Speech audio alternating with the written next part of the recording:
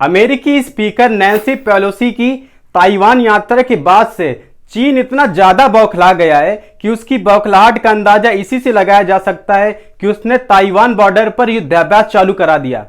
इससे उसका मन नहीं भरा तो उसने अपने 48 लड़ाकू विमानों को उसकी सीमा के अंदर घुसेड़ दिया और अमेरिका और ताइवान को इसका अंजाम भुगतने की धमकी तक दे डाली। जिसके बाद नैन्सी पेलोसी ने ताइवान को यह भरोसा दिलाया है कि अमेरिका उनके साथ है और इसी बात को लेकर चीन और अमेरिका एक बार फिर से एक दूसरे के आमने सामने आ खड़े हुए हैं। नमस्कार दोस्तों, स्वागत है आपका हमारे चैनल कड़क एक्सप्लेनर में। ताइवान और चीन के विवाद का असली कारण क्या है और इस पूरे मामले में अमेरिका अपनी इंटरफेरेंस क्यों बढ़ा रहा है, जानते हैं आज की हमारी इस वीडियो में।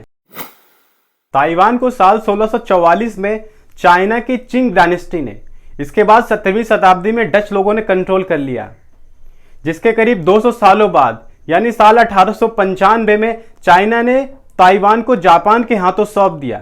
जिसके बाद से फिर चाइना और ताइवान के बीच विवाद शुरू हो गया। इसके बाद साल 1949 में चाइना में एक सिविल वॉर शुरू हो गया, जिसमें कि चाइनीज कम्युनिस्ट पार्टी जीत गई और वहां की पुरानी पार्टी यानी नेशनलिस्ट कुमिंतान पार्टी को हार का सामना करना पड़ा।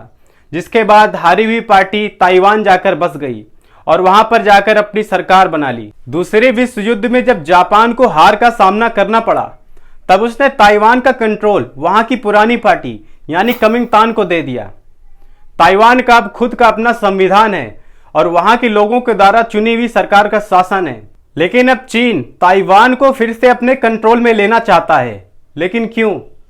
दरअसल चीन वन चाइना पॉलिसी के अकॉर्डिंग ताइवान को अपने ही देश का एक हिस्सा मानता है, वहीं ताइवान खुद को एक इंडिपेंडेंट राष्ट्र मानता है।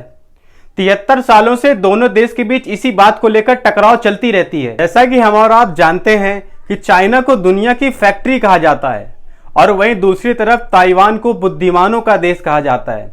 ऐसा इसलिए है क्योंकि सेलफोन और लैपटॉप से लेकर जहाजों और सैटेलाइट में होने वाले चिप के लिए पूरी दुनिया ताइवान पर ही निर्भर है। एक रिपोर्ट के मुताबिक अकेले ताइवान पूरी दुनिया में 92% सेमीकंडक्टर का प्रोडक्शन करता है।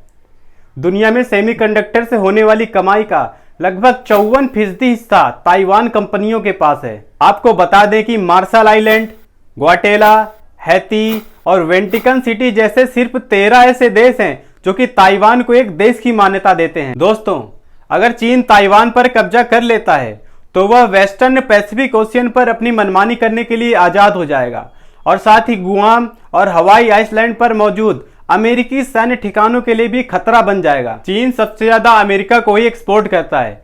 ऐसे में देखने वाली बात यह होगी कि क्या अमेरिका चाइना के इंपोर्ट और एक्सपोर्ट सिस्टम पर प्रतिबंध लगाएगा। दोस्तों, आपकी क्या राय कमेंट सेक्शन पर जरूर बताएं।